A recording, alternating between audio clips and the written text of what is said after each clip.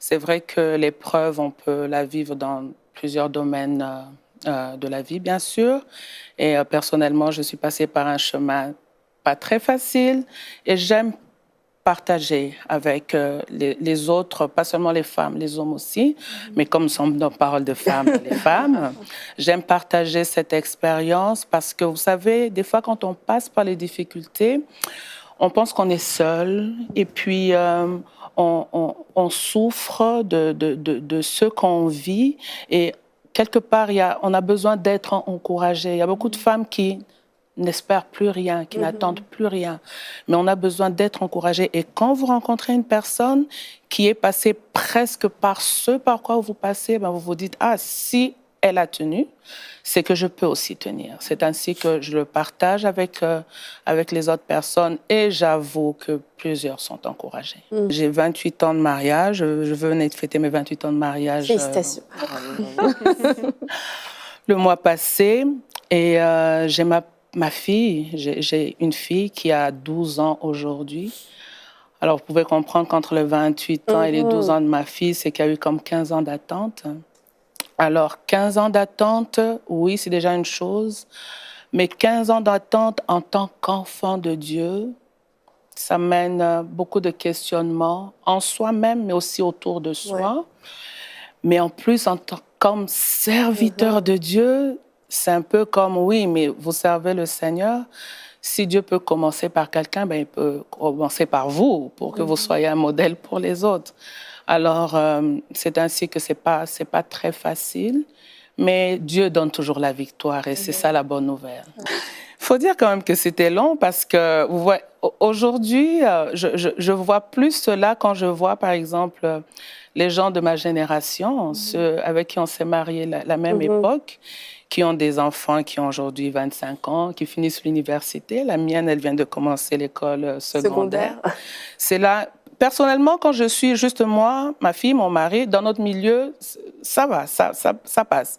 Mais quand je regarde tout autour de moi, je me rends vraiment compte que on a attendu longtemps et des fois, je me demande comment on a fait pour attendre aussi longtemps. Et en même temps, c'est quand même passé, c'est que Dieu nous a aidés, Dieu nous a soutenus. Ah oui, il y a une fin, Dieu nous a soutenus, Dieu nous a aidés. Alors, en même temps, c'est très long, 15 ans, mais c'est aussi, waouh, on ne l'a pas vu passer. Hein, parce que les 15 ans, on peut en parler comme ça, mais déjà même les 28 ans de mariage, moi, je ne les ai pas vus passer. Je me demande quand est-ce qu'on a commencé. Ça fait déjà 28 ans, sans compter les années de fiançailles et tout. C'est pour dire que les années passent aussi très, très vite. Et la bonne nouvelle, c'est que Dieu fait toujours du bien aux siens. Il y a un personnage de la Bible qui m'édifie beaucoup, c'est Job. Parce que nous savons que Job, il marchait dans les voies de Dieu. Et quand Dieu parle de Job, il parle de Job comme un homme intègre, comme un homme qui craignait le Seigneur. Mais les circonstances ont fait que, voilà, le diable passant par là et tout, il vient et dit au Seigneur, oui, mais c'est pas pour rien que Job te craint. C'est parce que tu gardes ses biens. Touche un peu à ses biens et tu verras. Et c'est ainsi que Dieu va quelque part donner la permission au diable et dire, OK, tu peux toucher, mais surtout ne touche pas à sa vie. Mais dans son épreuve, c'est l'attitude de Job qui m'interpelle quand nous sommes dans Job 19. Job, il dit des mots, il dit j'aimerais que mes paroles soient écrites dans un livre. C'est pour dire que j'aimerais que ces paroles restent même pour les générations. Et il dit une phrase importante dans Job 19, il dit mon Rédempteur est vivant et il s'élèvera. Il s'élèvera le dernier. C'est-à-dire que mes os peuvent se coller à ma chair. Ma situation peut être compliquée, mais je sais qu'il s'élèvera en ma faveur. Et ça, c'est une attitude qui n'est pas très facile. Pourquoi? Parce que vous êtes là dans votre situation, vous-même, vous vous posez des questions, il y a le monde autour de vous qui vous regarde et qui veut comprendre, mais il y a aussi les gens qui s'approchent de vous un peu pour avoir pitié de vous. Et c'est là que je dis toujours, dans l'épreuve, n'accepte pas que quelqu'un ait pitié de toi. Tu n'as pas besoin de la pitié, tu as besoin des encouragements, de personnes qui peuvent te communiquer des paroles de foi, qui vont t'amener à marcher, à aller plus loin, mais tu n'as pas besoin de gens qui viennent pour la pitié. Regardez les amis de Job. Ils viennent au départ en disant oui, on a vu ta souffrance, on vient pour te plaindre et puis pour être avec toi. Mais tout de suite après, ils se retournent et disent, mais Job, tu peux pas être dans l'intégrité et passer par de tels événements. C'est que certainement, il y a le péché quelque part. Alors, ceux qui viennent d'abord comme pour vous consoler, après, ils se retournent pour dire, non, certainement, tu as péché. Et ça, moi, on me l'a dit, certainement, il y a des gens qui ont voulu expliquer, oui, c'est à cause de ceci, c'est certainement à cause de cela, mais malgré toute cette pression, rester dans la dimension selon laquelle mon Rédempteur s'élèvera et vivre chaque jour en croyant que Dieu peut le faire maintenant, il peut le faire aujourd'hui, il peut le faire ce mois, il peut le faire cette semaine. Je crois que c'est possible avec Dieu. C'est ainsi que j'encourage les femmes. J'aimerais dire aux femmes, écoutez, c'est pas facile, l'épreuve est compliquée. N'attendez pas que les gens viennent s'apitoyer sur votre sort, mais mettez-vous debout, soyez encouragés, fortifiez-vous, continuez d'avancer avec un seul désir, un seul espoir, c'est que cette situation terminera certainement. Dans cette épreuve, continue à croire à la bonté de Dieu. Par moments, je me posais la question, mais si Dieu... Non, je ne doutais pas de la bonté de Dieu, mais ma question c'était plus, si Dieu savait qu'en étant ensemble, on aurait ce problème, pourquoi il n'aurait juste pas permis qu'on ne se croise pas? Pourquoi il n'aurait juste pas permis qu'on ne se rencontre pas? Mais malgré cela, continuer à croire que Dieu est bon pour moi, selon qu'il est écrit que les bontés de l'Éternel se renouvellent pour nous chaque matin. Et ce n'est pas évident, comme je vous ai dit, je suis enfant de Dieu, je suis servante de l'Éternel, et les gens, quand ils te voient être devant en train de servir, ils se disent... Mais comment est-ce que Dieu peut être bon dans de telles situations? Mais malgré cela, toi, tu restes attaché aux promesses de Dieu. Et ça, c'est très important de rester attaché aux promesses de Dieu. Pourquoi? Parce que Dieu est fidèle. Et c'est ce que la Bible nous dit. La Bible dit, retenez fermement ce que vous croyez. Et ce que nous croyons, c'est quoi? C'est que Dieu est fidèle. Il est fidèle dans ses promesses. Je crois que Dieu fait toujours passer ses promesses, sa parole avant l'épreuve. Il te donne une parole, il te donne une promesse qui pourra t'aider à rester ferme quand tu passeras par les situations. Et ainsi, chaque fois, tu pourras te rappeler. Dieu m'a dit. Et c'est là aussi la force de l'Église. C'est vrai. C'est là aussi la force de la communion fraternelle. C'est là aussi la bénédiction d'avoir des sœurs et des frères autour de vous. Parce que je me rappelle, si je peux parler de mon cas, je me rappelle il y a une période où la tempête était tellement forte. Et ceux qu'on a vus, c'était des bien-aimés, c'était des frères et leurs épouses qui sont venus pour dire, on a appris ce qui se passe. Mais ce vent doit terminer. Et nous voulons venir à la maison, prendre le temps de prier avec vous, de demander à l'Éternel son soutien, mais en plus de ça, de demander à l'Éternel d'intervenir. Et je me rappelle, et ce n'est pas les seules personnes, il y a plusieurs personnes qui sont venues prier avec nous, et même des fois je fais rire les gens parce que vous pouvez inviter quelqu'un juste pour manger, vous avez mis la nourriture à table et on est en train de manger, avant le repas, tu entends quelqu'un dire « Ok, nous allons prier pour le repas » et il commence à prier pour le repas. « Seigneur, bénis ce repas. Seigneur, souviens-toi que dans cette maison... » Alors c'est pour dire qu'il y a toujours des gens qui sont avec vous et c'est là la force de la communion fraternelle. Dieu pourvoira toujours en vous donnant une parole personnelle, mais Dieu pourvoira aussi en vous donnant des personnes qui peuvent vous rappeler cette parole. Et c'est ainsi que dans l'épreuve, s'il y a quelque chose qu'il ne faut pas faire, c'est s'isoler. C'est s'isoler, se dire, voilà, les gens ne m'aiment pas, les gens ne sont pas pour moi. Parce que la réalité, c'est qu'il y a tellement de gens qui sont avec vous. Il y a tellement de gens qui prient pour vous, mais qui ne savent peut-être pas l'exprimer, qui ne savent peut-être pas vous le dire, mais dans leur secret, ils prient pour vous, ils vous soutiennent. Alors, c'est juste pour dire, ne vous isolez pas, permettez à ceux qui peuvent s'approcher de vous pour vous soutenir dans l'épreuve, de venir à côté de vous, mais restez forte parce que les promesses de Dieu sont là pour nous soutenir. Le diable viendra tout le temps avec des pensées, mais vraiment pour te pousser à ne pas croire à la bonté de Dieu, à croire que les choses ne vont pas s'arrêter. J'ai appris dans ma vie chrétienne à être sincère avec Dieu. Et quand je me sens vraiment fatiguée, découragée, quand je sens que je peux plus, je préfère juste peut-être être là par terre, dire au Seigneur, Seigneur, j'en peux plus. J'en peux plus, je peux pas. C'est vrai que des fois, devant les gens, tu fais un peu comme, oui, je suis forte, mais il y a des moments où tu n'es pas fort du tout. Alors, j'apprends juste à dire au Seigneur, Seigneur, j'en peux plus. Parce que vous savez, quand tu dis, Seigneur, je crois que tu es puissant, mais qu'au-dedans de toi, tu ne le crois pas, c'est un mensonge. Alors, tu apprends juste à dire au Seigneur, Seigneur, je n'en peux plus, je n'arrive plus. Moi-même, je suis fatiguée, les yeux qui me regardent, ça va pas. Seigneur, je suis là. Si toi, tu peux rien faire pour moi, ben voilà, je suis foutue. Et l'Éternel, c'est d'ailleurs ce que la Bible dit, il ne permettra pas une épreuve qui soit au-delà de vos forces. C'est qu'il y a toujours une provision de Dieu.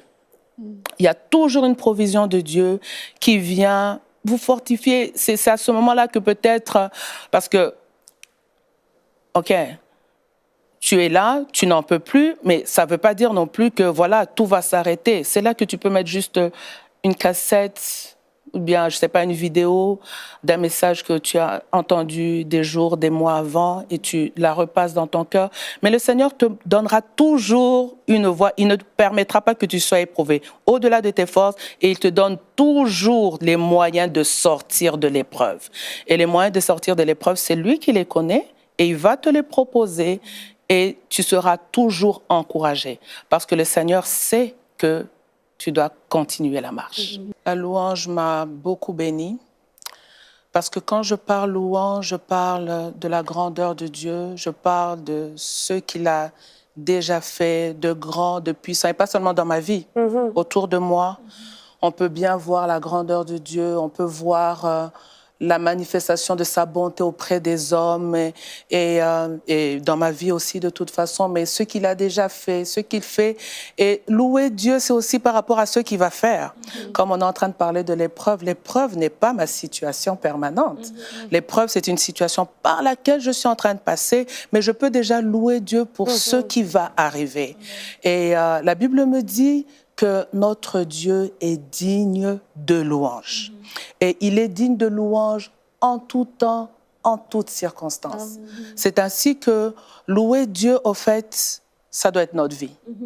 Et pendant ces temps d'épreuve, comme on le dit si bien, c'est que prendre le temps de voir Dieu dans sa grandeur, ça m'a beaucoup encouragé, beaucoup fortifié.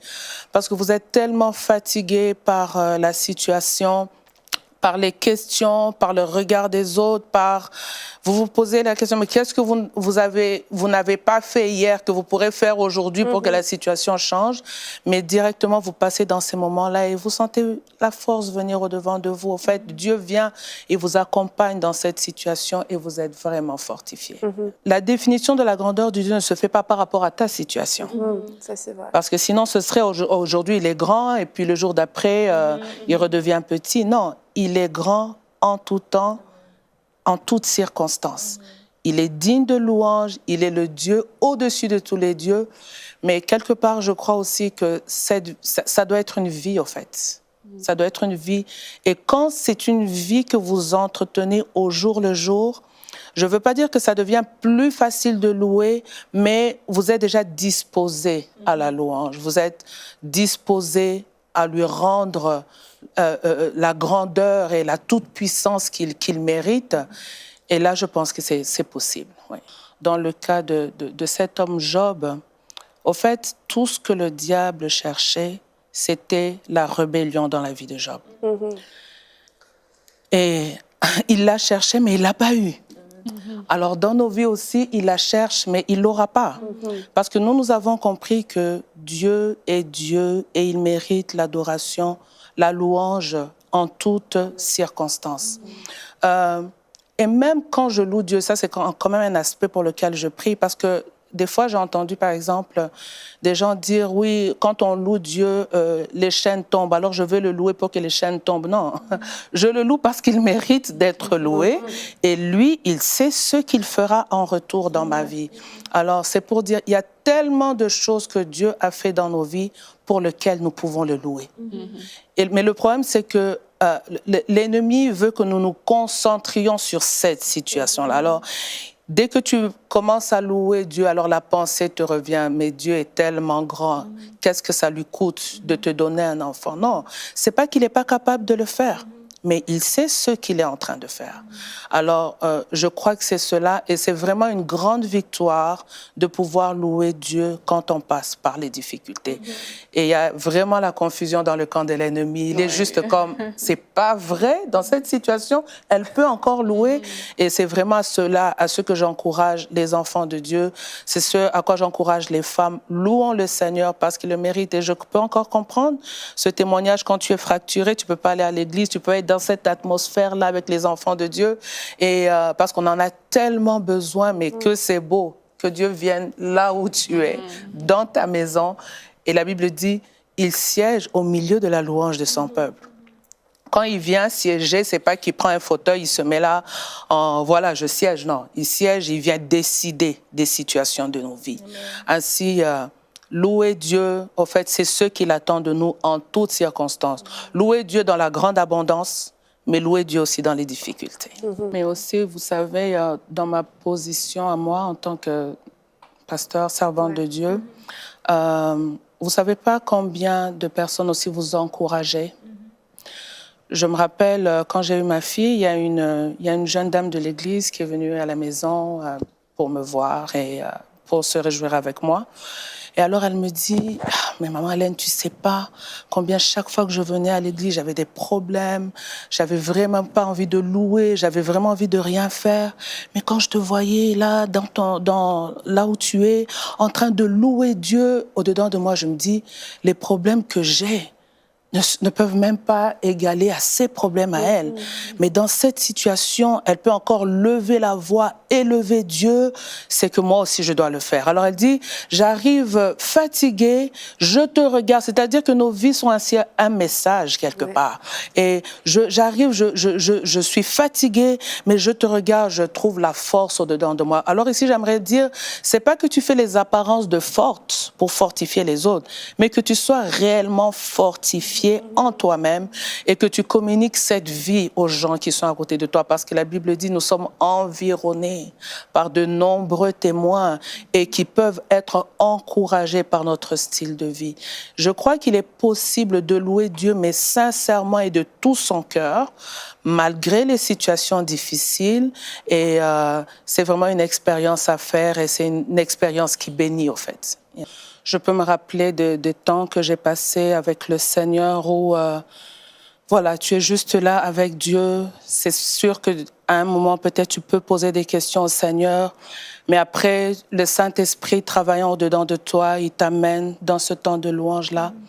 Je peux dire qu'il est impossible d'entrer dans la présence de Dieu, de contempler la grandeur de Dieu et de continuer à être plaintive. À un certain moment, peut-être pas tout le temps, mais à un certain moment, je me suis retrouvée en train de me poser la question, comment je peux être si forte dans cette situation? À un moment, je me suis dit, est-ce que je suis normale? Parce que tu te retrouves à un moment où, en réalité, tu devais pleurer, mais tu sens que tu es forte, tu sens que tu loues le Seigneur, tu encourages même les autres qui passent par la même situation que toi, et tu te dis, mais où est-ce que je trouve cette force-là? Et je crois que c'est une force que tu trouves dans la communion avec le Seigneur. C'est une force que tu ne peux pas fabriquer, au fait. Ça ne se fabrique pas. Mais quand tu viens dans sa présence, il vient à tes côtés, il se révèle à toi et tu es vraiment fortifié dans ton être intérieur. Pourquoi? Parce que, au fait, l'épreuve détruit l'être extérieur. L'épreuve, elle affecte nos sentiments, elle affecte notre corps. Et c'est ainsi que quand tu regardes à ton corps, peut-être, tu as les sentiments qui te poussent peut-être aux pleurs, mais ton être intérieur est toujours renouvelé. Maintenant, ça dépend de ce à quoi tu es en contact. Si tu es en contact avec des personnes qui te découragent et qui te disent « Regarde à toi-même, les années sont en train de passer », certainement que tu seras dans les pleurs.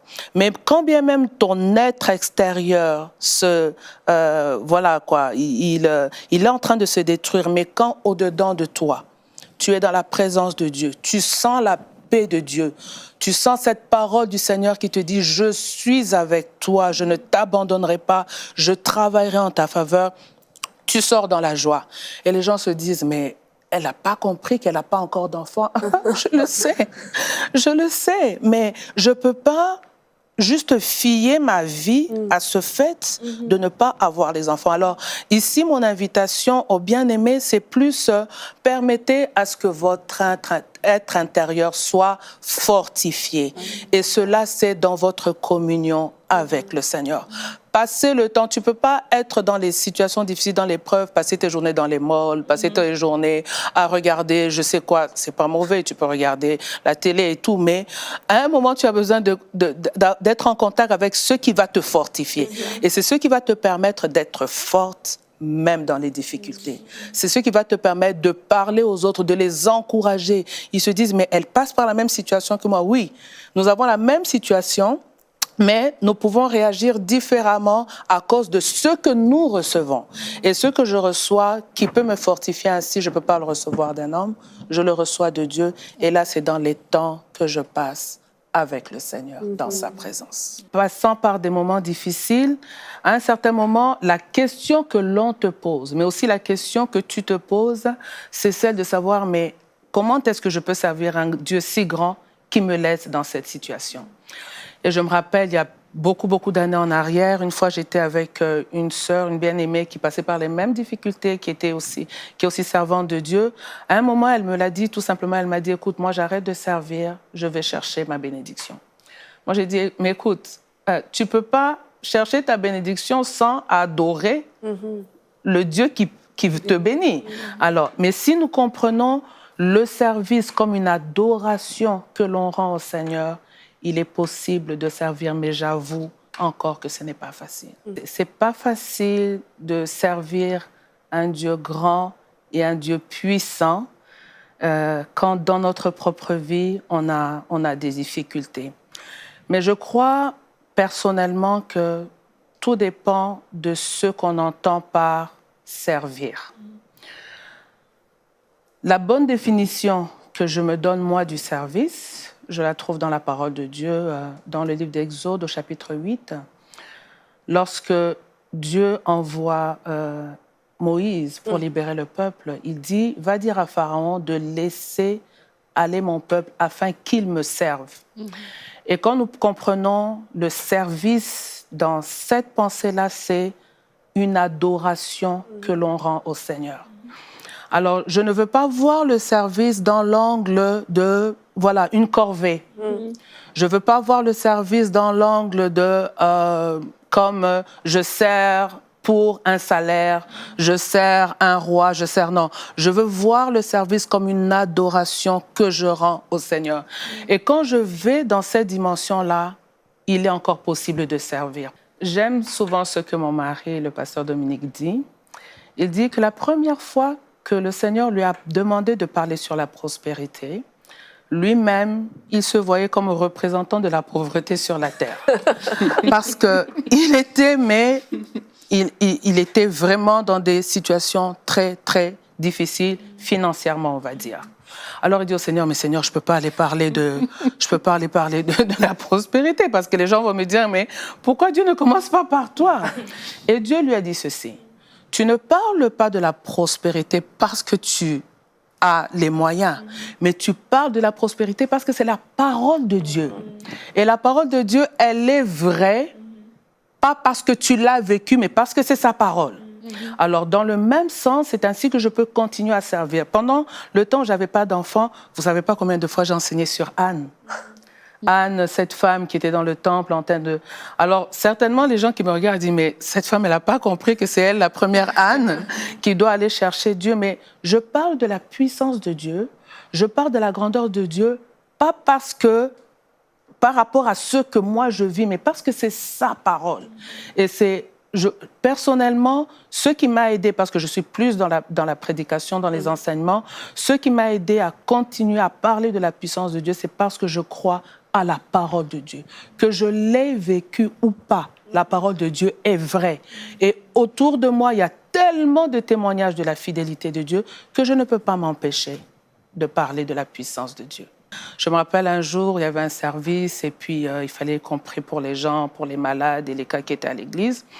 Alors, le pasteur Dominique, mon époux, qui va demander à plusieurs pasteurs dans l'assemblée de se tenir devant la foule et que les gens allaient venir pour qu'on prie pour eux. Alors, on s'est mis là, on était, je pense, à 5 ou 6, et puis les files se sont formées devant nous.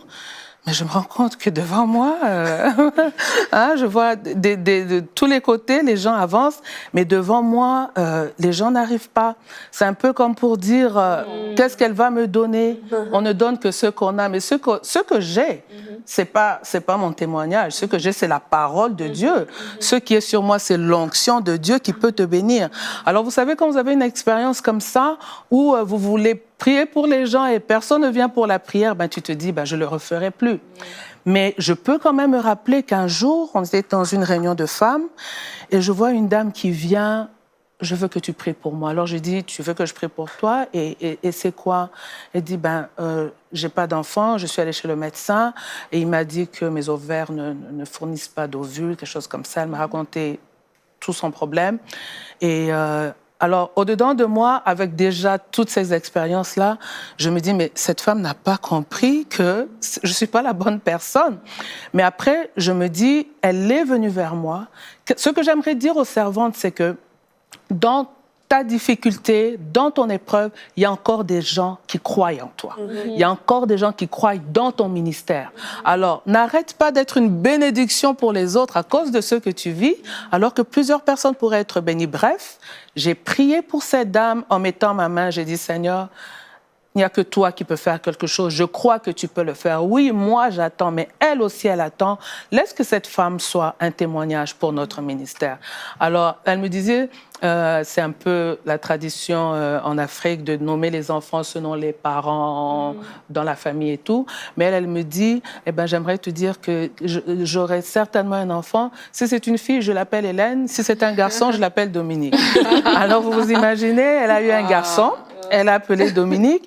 Mais bref, après la prière, 2 mois après, je vois la dame qui revient. Elle vient, elle m'embrasse. Alors je regarde, je dis, je viens de chez le médecin. Il m'a confirmé, je suis enceinte. Amen. Alors tu te dis, Seigneur, j'aurais refusé de prier pour elle parce que, voilà, toutes les explications et les accusations, ben, cette femme n'aurait pas bénéficié de cette grâce. Je sais qu'elle aurait pu la bénéficier de plusieurs autres personnes, mais je me dis au-dedans de moi que Dieu est en train de me dire, tu restes mon instrument, Amen. Malgré ce que tu vis, tu restes la personne par laquelle, et ça c'est juste un exemple parmi tant d'autres, juste pour rassurer quelqu'un, pour dire, servons le Seigneur, il est digne, c'est une adoration que nous lui rendons, et notre adoration, elle n'est pas conditionnelle, c'est en tout temps. La Bible dit ceci, le psaume 100, elle dit, poussez vers l'Éternel des cris de joie, vous tous habitants de la terre, servez l'Éternel avec joie. Venez avec allégresse en sa présence. Il est possible aussi de servir le Seigneur, mais en murmurant. Il est possible aussi de servir le Seigneur, mais en se plaignant, en se disant, si je ne le fais pas, personne d'autre le fera, alors je dois le faire. Ça devient comme une obligation. Mais nous devons servir le Seigneur avec joie. Au fait, dans notre service, au fait, c'est Dieu, certainement que Dieu considère et voit le service, mais il voit plus l'attitude avec laquelle nous servons.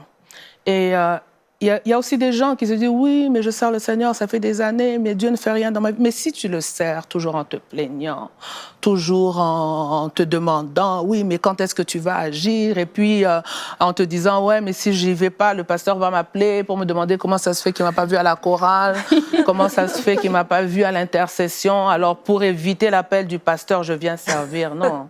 Nous servons le Seigneur avec joie. C'est notre adoration que nous lui rendons.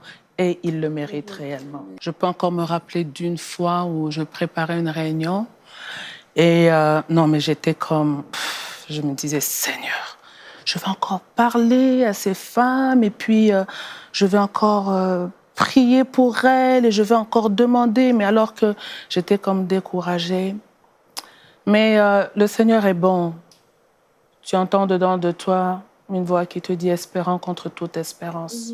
Tu peux encore te lever et aller le faire. Mais maintenant, pour rejoindre ce que vous êtes en train de dire, c'est que, alors que tu étais découragé, tu sens une force qui vient dedans de toi, tu sens la main de Dieu qui te tient, qui te relève et qui te dit, tu peux y aller.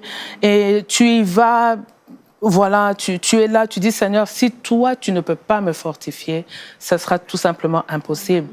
Mais c'est après des temps comme ça. C'est pour ça que le Seigneur se sert de notre faiblesse pour manifester sa gloire. Après des temps comme ça, tu entends les témoignages des personnes qui te disent « mais j'ai entendu Dieu », mais alors tu comprends que c'est tout simplement le diable, quoi. L'ennemi qui est en train de te dire « non, tu peux pas le faire », mais pourtant il y a tellement de gens qui sont bénis en même temps par ce ministère. Quand tu as fait le ministère et que tu vois un témoignage revenir, il y a la joie. Ça, c'est... Il y a la joie de se rendre compte que Dieu se sert de toi malgré cela pour bénir les autres. Et par rapport aux personnes qui reçoivent ou bien qui voient la main de Dieu pendant que vous vous attendez, c'est vrai que des fois tu te dis, mais qu'est-ce qu'elle fait de spécial que toi tu n'as pas fait? Et parfois aussi, ça c'est toujours le diable. C'est toujours, pourquoi moi? Est-ce que j'ai un péché? Écoutez, l'épreuve, c'est pas le péché. L'épreuve, c'est juste une situation par laquelle Dieu te fait passer pour te former. Voilà, aujourd'hui, je suis en train de parler de ces choses. Combien de milliers de femmes seront encouragées? Mais il a fallu que je passe par là. Et juste parlant, par exemple, de moi, des personnes qui reçoivent avant moi, je vois, par exemple, toutes mes petites sœurs se sont mariées après moi. Mais toutes ont eu des enfants avant moi. Alors, de quoi se dire, mais elles se sont mariées après moi, elles ont des enfants avant moi. Ce que je bénis quand même de mes sœurs, c'est que tu sentais qu'elles sont toujours avec toi, elles te soutiennent. Mais tu dois apprendre à te réjouir avec celles qui se réjouissent. C'est ce que la Bible dit. Réjouissez-vous avec celles qui se réjouissent. Au fait, c'est un peu un échantillon, comme pour dire que dans les dépôts de Dieu, il y en a encore. On attend à voir la fidélité de Dieu. Je bénis Dieu parce que je connais tellement de couples qui sont passés par cette difficulté, qui ont été un encouragement pour moi avant. Et c'est là que je me dis que c'est un encouragement. Ça devient difficile pour celle qui vient, qui passe devant toi en disant hey, « tu m'as vu », tu vois, là, ça devient difficile. Mais quand tu le prends dans l'aspect où voilà, Dieu t'a utilisé comme un instrument, et quand tu le prends dans l'aspect où voilà, Dieu fait chaque chose bonne en son temps, tu te dis « ok, c'était leur temps, mon temps viendra aussi ». J'aimerais dire, la Bible est claire, elle dit « garde ton cœur plus que tout, car c'est là que viennent les sources de la vie. » Alors c'est juste pour dire que garde ton cœur. Il y a des gens que tu peux décider carrément de ne plus les écouter. Tu peux décider carrément de ne pas les fréquenter. Ils ne sont pas ennemis, mais quand tu es en contact avec eux, tu sens que tu es tellement dérangé que tu gardes ton cœur de certaines causeries, tu gardes ton cœur de voir certaines choses. Et je sais que le Seigneur est fidèle. Et c'est vrai, comme nous sommes en train de parler de l'épreuve, vivre l'épreuve en couple, ça c'est encore un autre défi. C'est un autre défi, pourquoi? Parce qu'en fait, il y a plusieurs sortes d'épreuves. Hein. Vous pouvez avoir le manque de travail, ça peut être une maladie, mais par exemple, dans le cas de la maternité, il est pour moi d'abord important de comprendre et de faire comprendre aux bien-aimés que le couple, c'est quelque chose de tellement précieux aux yeux de Dieu. Le couple, c'est quelque chose de... au fait, Dieu prend deux personnes l'aimer ensemble. Mais il y a plus la dimension que je veux faire comprendre, c'est quand dans la Bible, Genèse 2 dit « L'homme quittera son père et sa mère, s'attachera à sa femme et ils deviendront une seule chair. » La dimension du fait de dire que ce n'est pas deux personnes juste qui se sont rapprochées comme pour être collées, mais que ce sont deux personnes qui ont fait une seule personne, c'est là que nous comprenons que si Dieu nous met ensemble pour faire une personne, c'est que devant les situations qui viennent sur le chemin, nous devons rester un. Et c'est malheureusement ce que plusieurs couples ne comprennent pas. Parce que j'ai vu dans le ministère autour de moi, j'ai vu des couples pourtant d'enfants de Dieu, mais qui se sont séparés parce que les problèmes sont arrivés, le chômage est arrivé, la maladie est arrivée, et l'autre se dit non, je pense pas que Dieu peut me mettre à côté de toi pour que je vive ça, alors c'est que c'est pas la volonté de Dieu. En ce qui me concerne, qui nous concerne, mais plus précisément moi, c'est que j'étais sûre que j'étais dans la volonté de Dieu. Ça, c'est vraiment un élément très important. Et je le dis souvent aux jeunes gens, les jeunes gens qui veulent se marier, je leur dis, le mariage, ce n'est pas juste le jour de la robe blanche, de toutes les festivités, mais le mariage, c'est d'abord être sûr que c'est Dieu qui vous met ensemble. Et lorsque vous êtes sûr que Dieu vous met ensemble, c'est là que vous pouvez dire que non, nous sommes ensemble et Dieu, il peut permettre une situation qui vient contre nous, mais parce que c'est Dieu qui nous a mis ensemble, alors nous devons demeurer ensemble. Et avec mon mari, c'est vrai que très tôt, on s'est rendu compte qu'on n'avait toujours pas d'enfants. Mais ce qui nous a aidés, c'est une certaine complicité. De me dire que Dieu ne me met pas à côté de cet homme pour rien et que lui-même se dise aussi que Dieu ne me met pas à côté de cette femme pour rien. Parce qu'à part le fait de ne pas avoir d'enfants, il y a beaucoup d'autres choses que vous pouvez faire ensemble, n'est-ce pas? Mais aussi de nous dire que nous avons un ennemi commun que nous devons affronter. Une chose qui nous a aidés, c'est de ne pas, j'ai bien dit d'abord, d'être dans la volonté de Dieu, mais aussi de ne pas permettre aux gens de l'extérieur de gérer votre couple.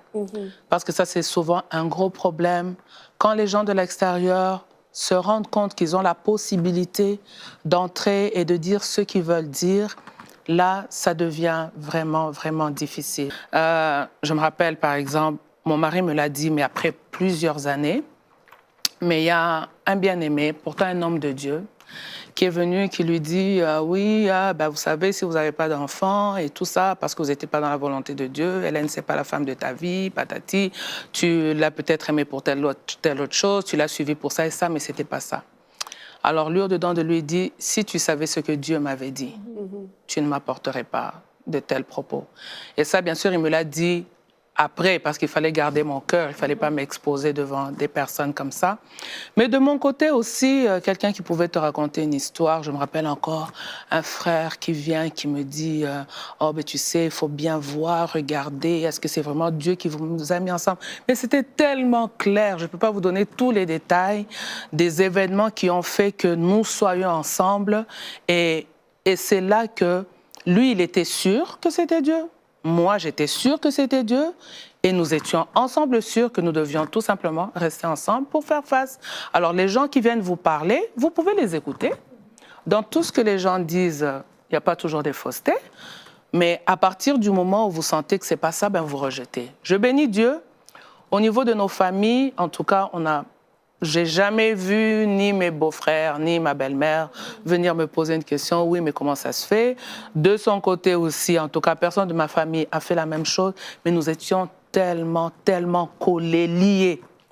Je me rappelle une de mes sœurs qui me dit, mais Hélène, tu es notre sœur, mais on dirait que tu es plus attachée à ton mari qu'à nous.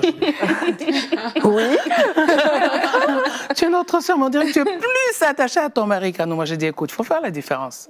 Vous êtes mes sœurs, mais avec lui, on est une seule chair. Il faut absolument faire naître entre vous un sentiment de confiance, en fait.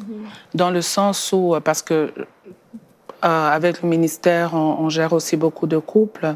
Ça peut être un problème de chômage, ça peut être peut-être pas un problème de conception, mais ça peut être un problème de mésentente à tous les niveaux. Que la personne qui est à côté de toi soit réellement sûre que elle est avec toi, au fait. Que tu sois sûr que la personne est avec toi. Je parlais avec un couple, disons, je parlais plus avec la dame, qui me disait que oui, son mari commence à douter d'elle, parce que c'est vrai qu'ils se sont mariés, ils avaient une certaine différence d'âge, et tout à coup, le mari se rend compte qu'il est un peu plus avancé. Alors, il se dit, oui, ma femme, elle se voit toujours jeune, peut-être qu'elle va me laisser aller avec un plus jeune que moi. Alors moi, j'ai dit à la femme, mais c'est de l'aider à avoir confiance en lui-même et à te faire confiance. Sinon, il sera à la maison en se disant, oui, quand elle est sortie, là, je ne sais pas ce qui s'est passé, où est-ce qu'elle est allée. Non, c'est de te dire que oui, on a ces difficultés, mais mon mari est avec moi. Et je peux aussi le lui dire verbalement, je peux le lui dire, tu sais que je suis là. Et lui aussi, l'homme aussi dit à sa femme, tu sais que malgré la maladie que tu as, malgré peut-être qu'on a diagnostiqué un cancer, quelque chose comme ça, malgré la maladie que tu as, malgré le problème que tu as, mais sache que je suis avec toi. C'est-à-dire, vous fermez les portes aux gens de l'extérieur, mais vous prenez le temps de vous mettre en confiance à votre propre niveau, l'homme qui rassure la femme qui rassure l'homme, et ça c'est très important. Mais il y a aussi un aspect dont je voulais parler, c'est que, au fait, peut-être pas pour le cas de conception, parce que quand il y a un problème de conception, il n'y a pas d'enfant. Mais vous allez voir aussi des couples, ils ont des enfants, ils ont fait une famille, 3, 4 enfants, 2, 1 peut-être aussi. Mais un problème comme ça vient comme les diviser. Mais la réalité, vous devez comprendre que l'ennemi ne vous cherche peut-être pas seulement vous, mais cherche aussi vos enfants. Et vous ne savez pas que votre mésentente, et peut-être qu'il peut vous amener aussi à vous séparer, il y a des enfants qui seront affectés, il y a des vies qui seront affectées. Alors c'est comprendre cela, que l'ennemi est contre la famille, l'ennemi est contre l'unité de la famille, l'ennemi, votre amour, votre entente, ça fait aussi une protection pour les enfants. Quand les enfants se rendent compte que oui, papa et maman sont là, papa et maman s'aiment, ils se sentent aussi en sécurité. Et tout ça, c'est que l'ennemi veut vraiment vous déstabiliser les enfants, déstabiliser votre couple. Et quand on déstabilise une famille, on déstabilise toute une société.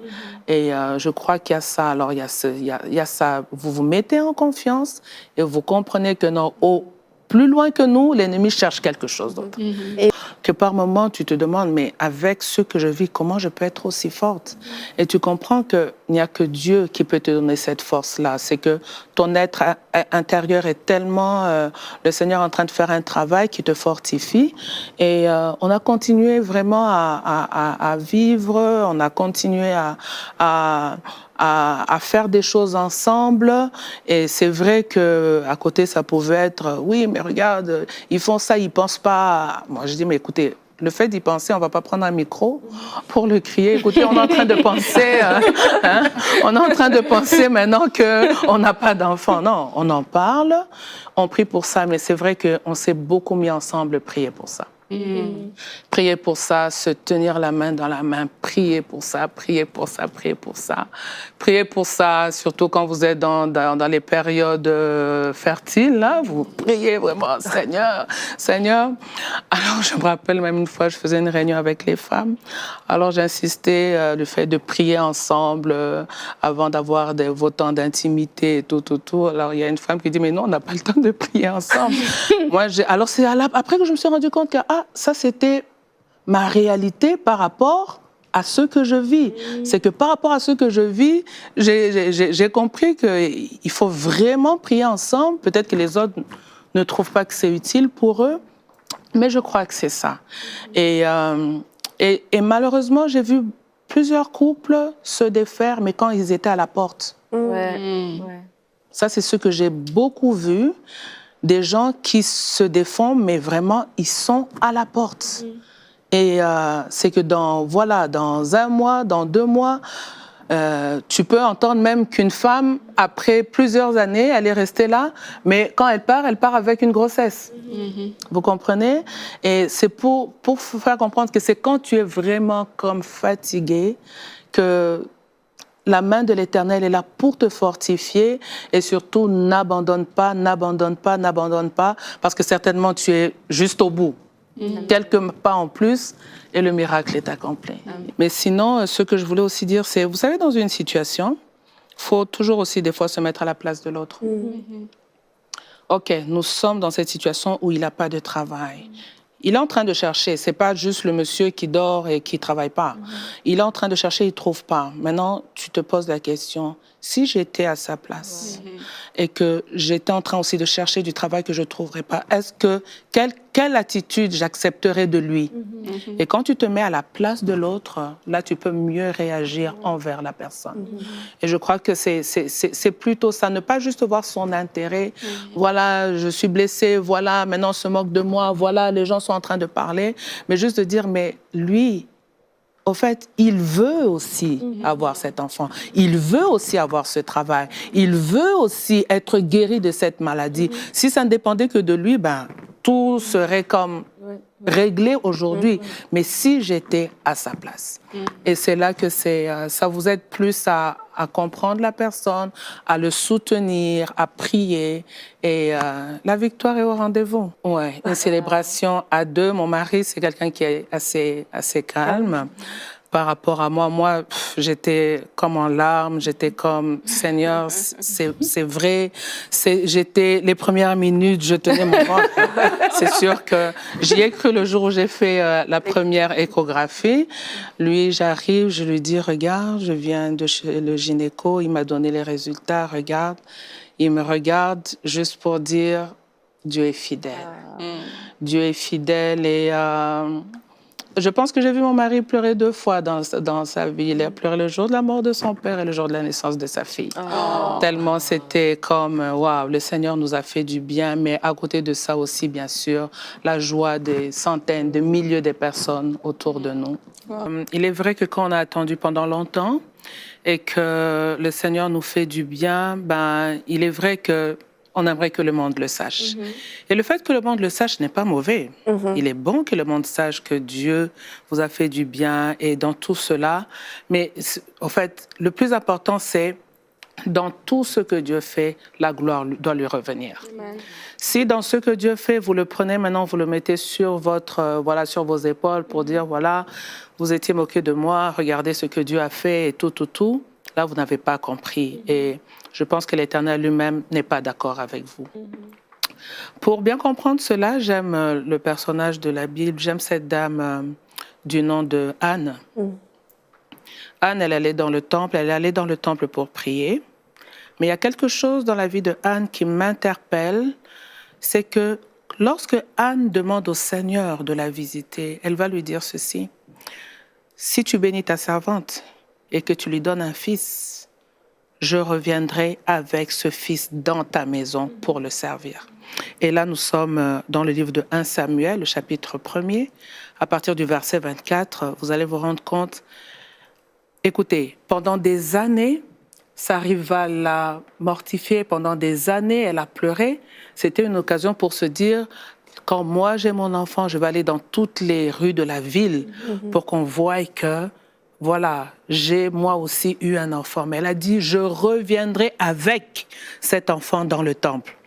Et c'est ainsi que quand elle va revenir dans le temple, quand elle a sevré l'enfant, elle se présente auprès du sacrificateur Élie. Elle dit, la dame qui était en ce lieu, qui priait, que tu avais peut-être pris pour une femme perverse, voilà, ben, c'est moi qui suis revenue avec l'enfant. Alors nous devons comprendre que ce que Dieu amène dans nos vies, ça doit être un témoignage qui doit glorifier Dieu lui-même et ne pas le prendre comme, voilà, un objet pour se défendre de ce que les gens ont dit ou bien de ce que les gens, de toutes les peines que les gens nous ont fait pendant tout le temps de l'épreuve.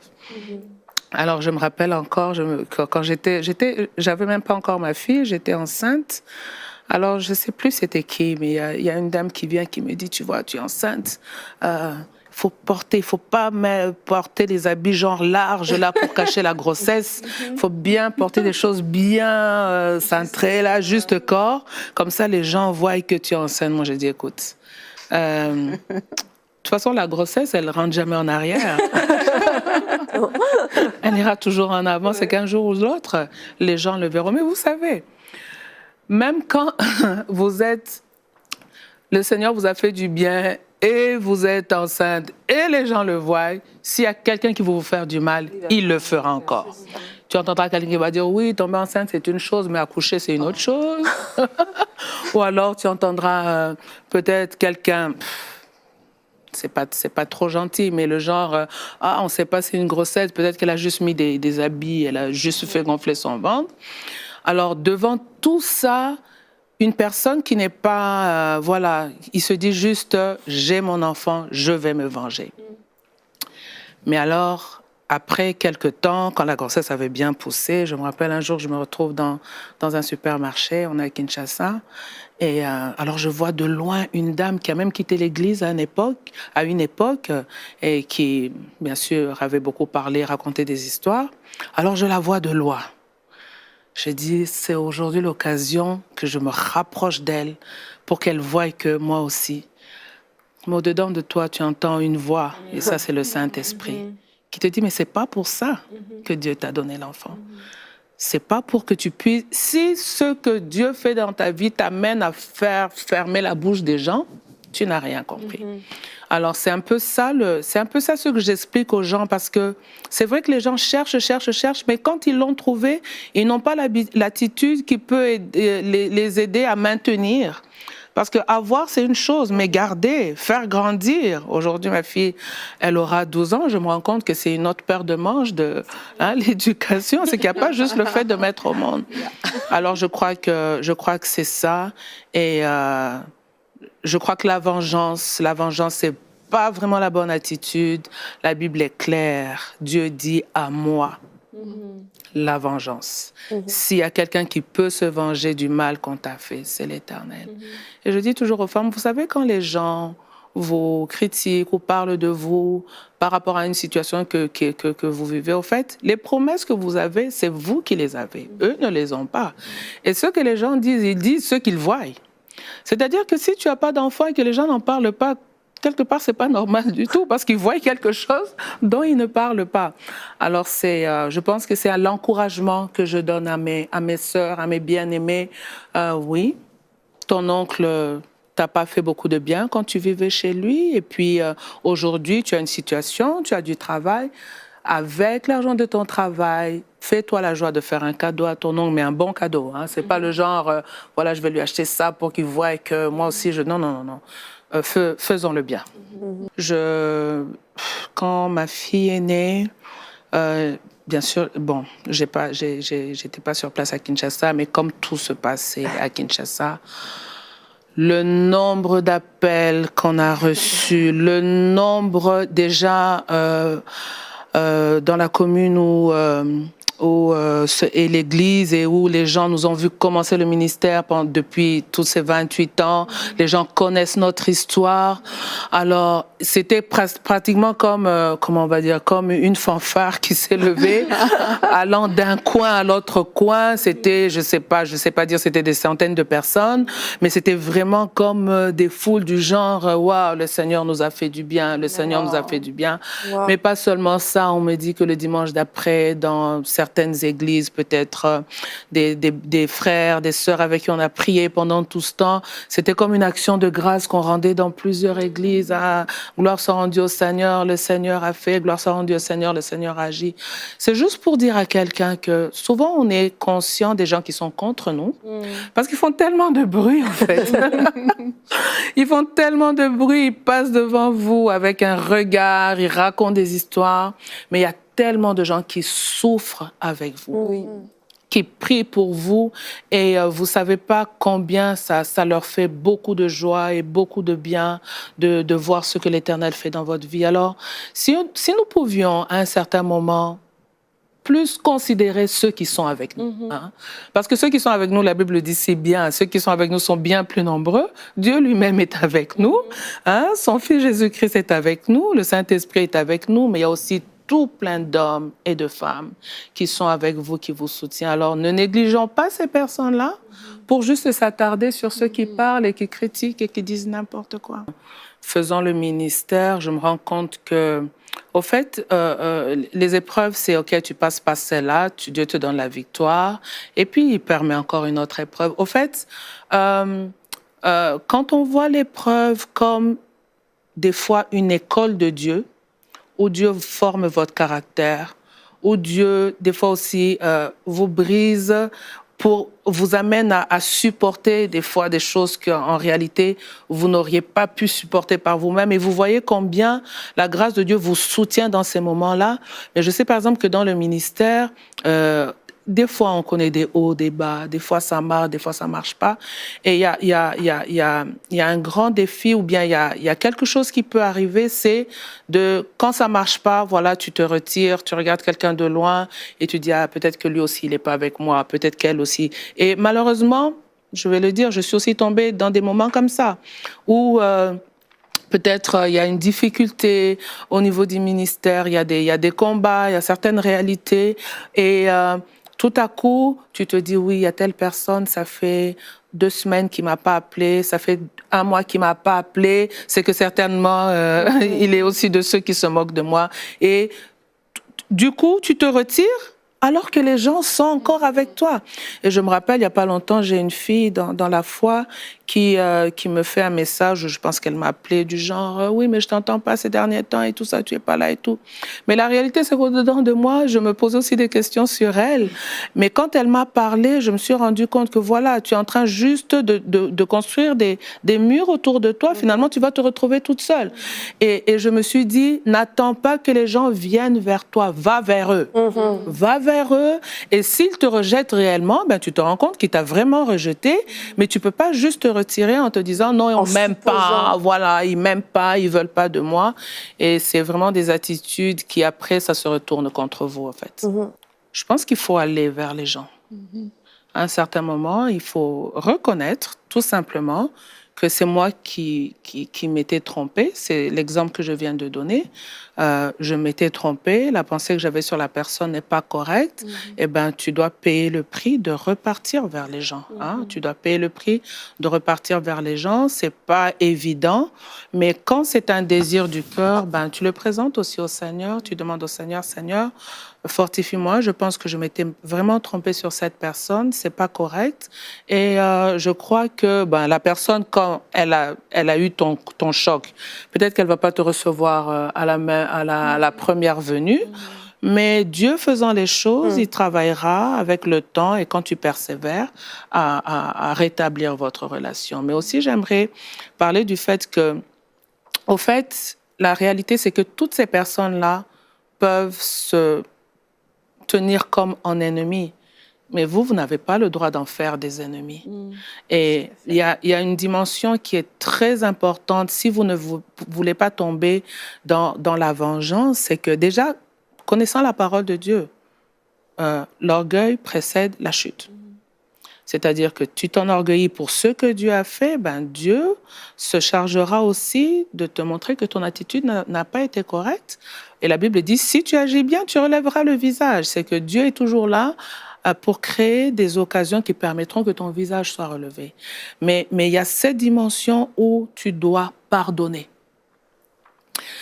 Et c'est un mot qui n'est pas toujours... C'est un mot qui n'est pas toujours facile, c'est une expérience qui n'est pas toujours facile, mais tu dois pardonner. Pourquoi? Parce que déjà, la Bible te le dit, ne rendez à personne le mal pour le mal, mais recherchez ce qui est bien devant tous les hommes. Je pense qu'à une des émissions, je parlais de cet homme de la Bible dont la vie me parle beaucoup, Job. Ses amis sont venus d'abord comme pour l'appuyer, être avec lui, et puis tout à coup, ils se sont retirés contre lui, ils ont commencé à parler contre lui et tout. Mais regardez, à la fin, ça c'était Job 1, mais quand on arrive à Job 42, qu'est-ce qui se passe? Dieu demande à Job de prier pour ses amis. Comment vas-tu prier en bénissant quelqu'un si tu le Hey, au fond de ton cœur. C'est que quelque part, cette démarche-là de pardonner, et quand on parle de pardonner, tu pardonnes pas seulement ceux qui viennent te demander pardon, mais tu pardonnes même ceux qui ne t'ont pas demandé pardon en disant, Seigneur, de toute façon, tout le mal qu'ils ont voulu contre moi, tu l'as changé pour mon bien, alors je peux les pardonner, je peux les accepter. Et je pense que c'est ça la victoire, d'avoir ce que Dieu a mis entre tes mains, mais de n'avoir personne dans ton cœur que voilà, pour qui tu te dis, lui, tout ça. Et c'est ça la belle victoire. Dieu Tout-Puissant, que tu es grand. Jéhovah, tu es grand. Toi, l'Éternel, le Dieu Tout-Puissant. Nous avons parlé pendant toute cette semaine. Et Seigneur, je crois que tu t'es servi de nos pauvres mots pour communiquer la paix, pour communiquer la joie, mais aussi pour communiquer la foi à une femme quelque part.